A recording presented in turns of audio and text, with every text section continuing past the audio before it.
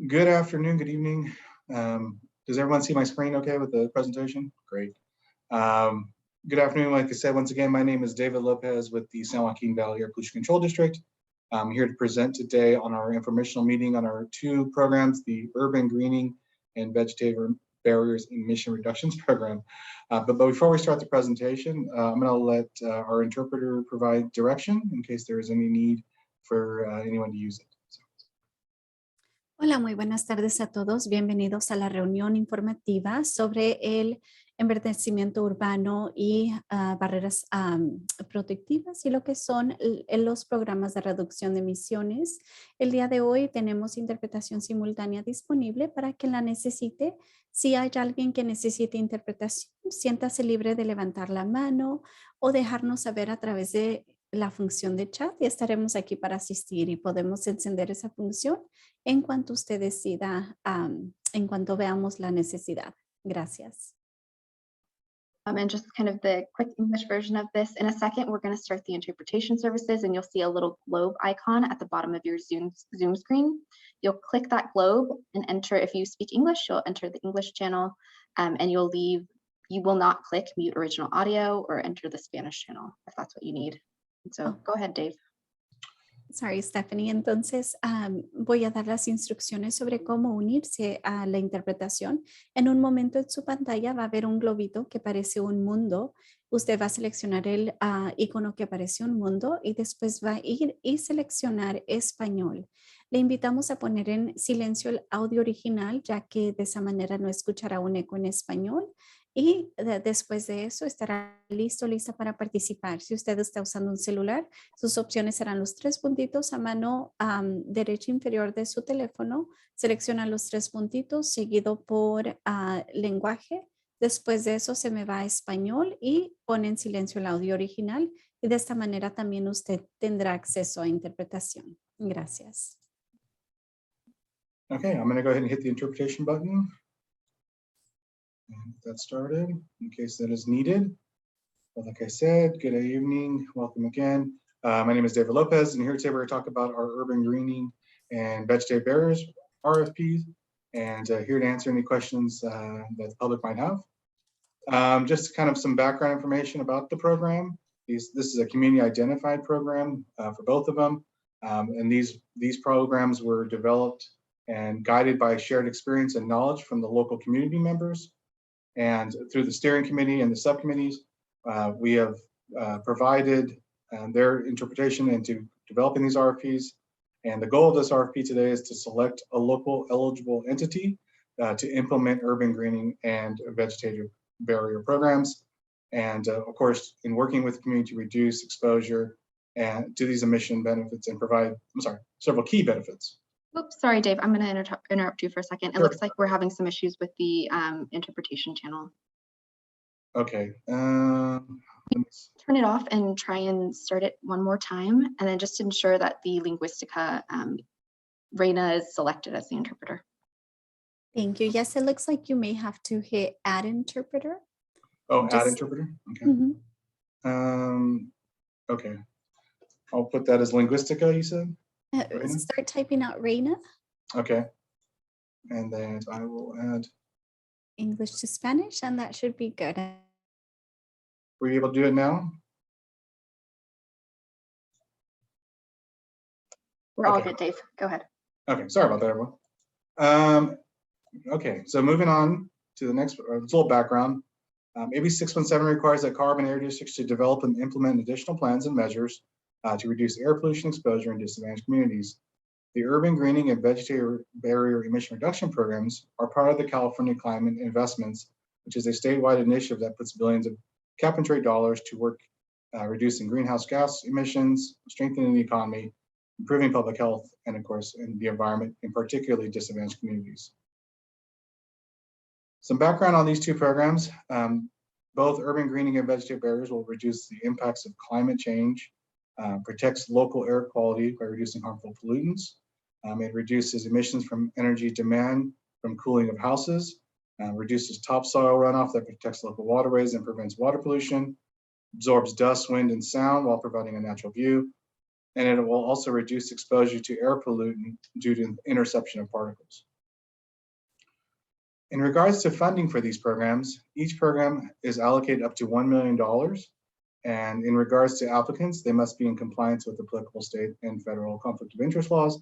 And we will ask them to disclose any additional funding sources that they may have for their grant programs. Any additional funding does not preclude participation. Funds may be also leveraged to expand their projects, but once again, match funding can be used, but is not required. In terms of contract period, these programs require a 10-year contract. The planting of trees and vegetative barriers must be completed within the first 3 years of the contract, and then the rest of the contract will be necessary for maintaining the project, complying with requirements, and of course, making projects available for inspections as requested. In regards to eligible applicants, joint powers authorities or JPAs, special districts, nonprofits, and tribal governments are eligible. Public agencies are also eligible, but they must apply with local community-based groups that either are within the AB6 boundaries or operate in the AB 617 boundaries. Applicants should be the property owner or have documented authority or are working to get documented authority from the owner of the property to plant trees. The applicants must ensure additional funds are available to carry out the project. The property taxes must be current for the program for that area that they're planting. Any CEQA must have been completed. Any product said has to commit to a 3-year implementation while having a 10-year contract period. Each project must be available for inspection, and they should provide public access where feasible. And then, of course, both the implementation of trees and vegetable barriers must meet our program guidelines. In terms of eligible projects, the projects must be located within the Fresno AB 617 community boundaries.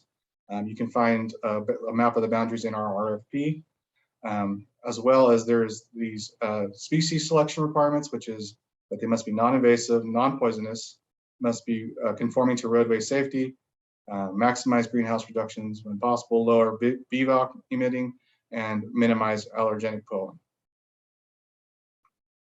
Eligible projects can receive up to 100% reimbursement for eligible costs, and these eligible costs are supplies and materials for the projects, labor and construction, contracted services, maintenance. Non-construction has a limit of 25% of the budget, contingency costs, which is up to 10%, and then signs and interpretive aids for communication. Ineligible costs for the programs is restricted to overhead costs.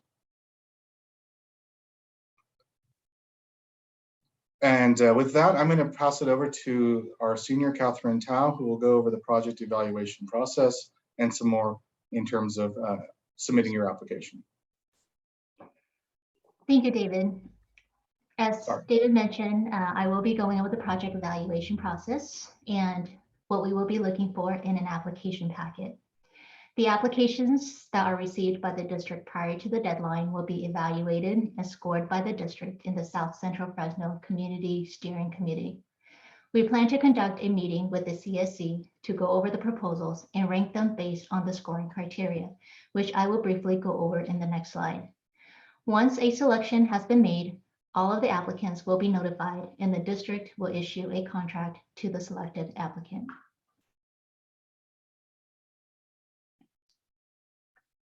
On the next slide, the table shows the scoring criteria with the maximum points available for each category. We will be scoring each of the proposals based on exposure benefits, which has the highest points available as it is important to the South Central Fresno CSC, along with community engagement.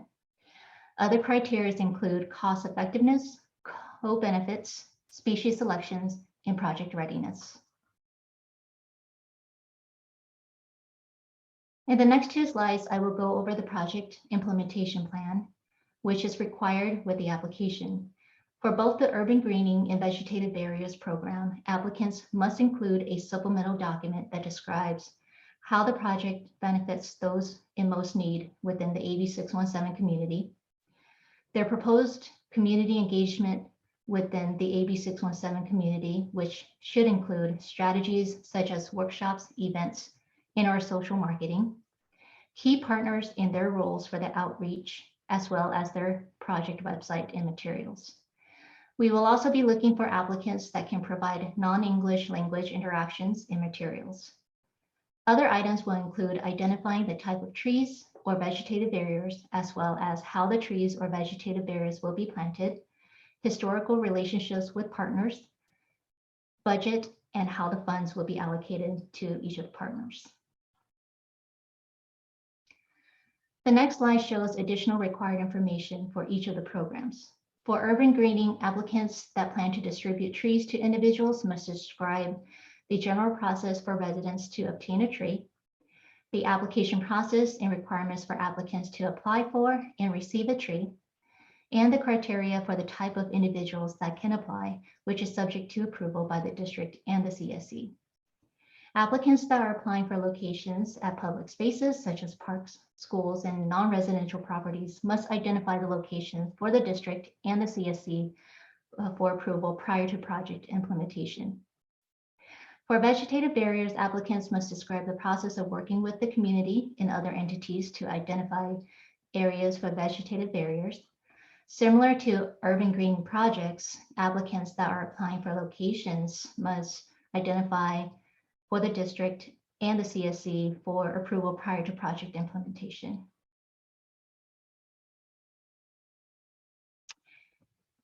Both programs will require an emissions reduction calculation using established tools. The district has provided a user guide in Exhibit B of the RFP to help with this process, which provides a step-by-step guidance for applicants. The California Natural Resources Agency Benefits Calculator tool is a quantification methodology developed by CARB. This calculator is the last step to determine the results of GHG benefits and other co-benefits, which the applicant will submit as part of the proposals. The applicant will use the results from 3 external tools to populate this calculator: the iTree planting calculator, the water use tools, and the water budget workbook, which will require the best available information from the applicant, such as general project information and estimated usage. And I believe the link to some of those tools has been provided in the chat box. At this time, I'll go over the documents that are required for the proposal. This information can also be found on page 9 of the application. A complete application packet will include the application, the project implementation plan, certifications form, the Form W-9, the results from the CNRA draft calculator tool, the quotes to support the funding amount, the aerial map and photographs of the sites, as well as the responses to the supplemental questions.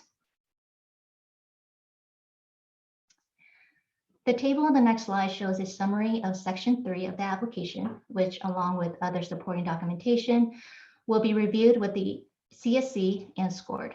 Some of the key information include the project summary, information on sensitive receptors, and funding information. Applicants may submit the answers to this section on a separate document so long as the proposals answer each question in the order presented and the responses are numbered accordingly.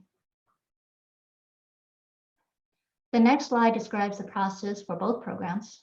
After the applicant submits the application packets, the district and CSC will review them and come to a consensus of the selected applicant for each program. The district would then offer a contract and work with the selected applicants to implement the projects, and that will be followed by a reimbursement process and project maintenance.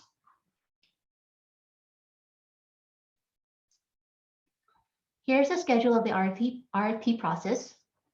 The district released the RFP on June 20th and will close the solicitation on August 4th at 5 p.m. We're allowing approximately 90 days for the district and the CSC to review and select an applicant for each program, but this could be sooner. All applicants will be notified upon selection.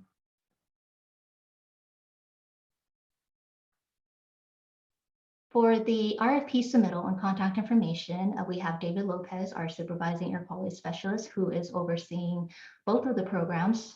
You can submit any questions or to David Lopez at the email provided on this slide. For the RFP submittal, you can send that over to grants@valleyAir.org, and under the subject line, depending on what you are applying for, please put Fresno Urban Greening application or Fresno Vegetative Berry application so that we can easily identify the proposal. And at this time, we'll go ahead and open the floor for any comments and questions that you may have. And Stephanie and David, I'll pass this over to you.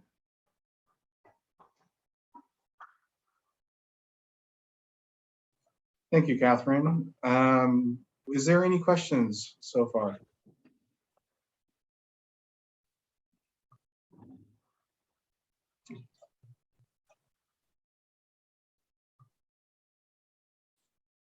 We got one question. Are rooftop gardens or green roofs acceptable? We are looking actually for tree planting. So if that includes tree planting, we'll look forward to seeing your application. We had a question from Nayamin. Hello, our district team. Just wanted to ask, so what's going to happen if you don't receive, good number of applications? For example, recently in your, for the pilot that you were doing for the clean air centers, there were not a lot of applicants, so you reopen it. So has that been considered as an option for this one, for these two RFPs? We do have the option. Obviously, we'll see what applications we receive. And from that application pool, we'll determine if there's an eligible applicant. If there isn't an eligible applicant or something that the CSC and the district cannot come forward with, we can then, I believe, reopen another RFP.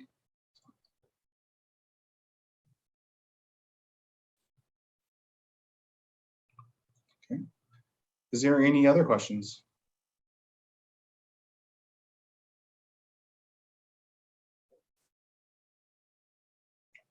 Okay.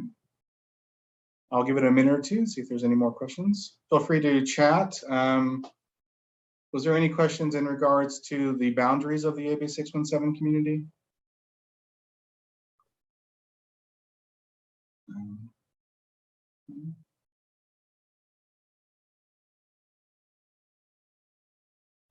And just in case there is, I'll put on the screen here. This is the map of the AB 61 community. It basically is from McKinley Avenue here on the north, all the way down to American Avenue here on the south. I believe this is Peach Avenue here in the east side, and then Brawley Avenue here on the west side.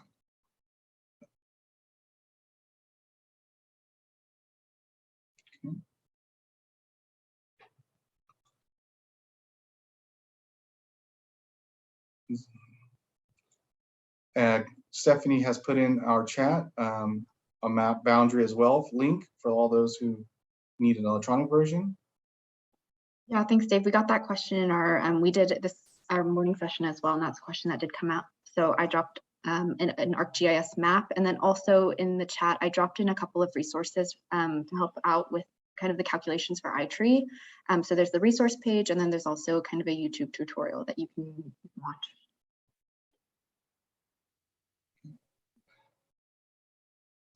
Is there any more questions? Okay. If there is no more questions, we can, what we'll be doing next is posting these informational videos on our website.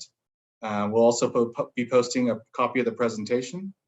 And then, we are available for general questions. We can't provide too much information, but we'll be happy to answer anything we can by then. But like I said, we look forward to everybody's presentation, application. David, sorry, Yes. sorry, it's Nayamin again. So Sure. Can applications be submitted in Spanish or they have to be in English? They have to be in English. Okay. That's a great question. Thank you. Since our contract will be in English with the awarded entity, we do have to have our the application has to be submitted in English. So thank you. I'll give it a second in case there's any other questions.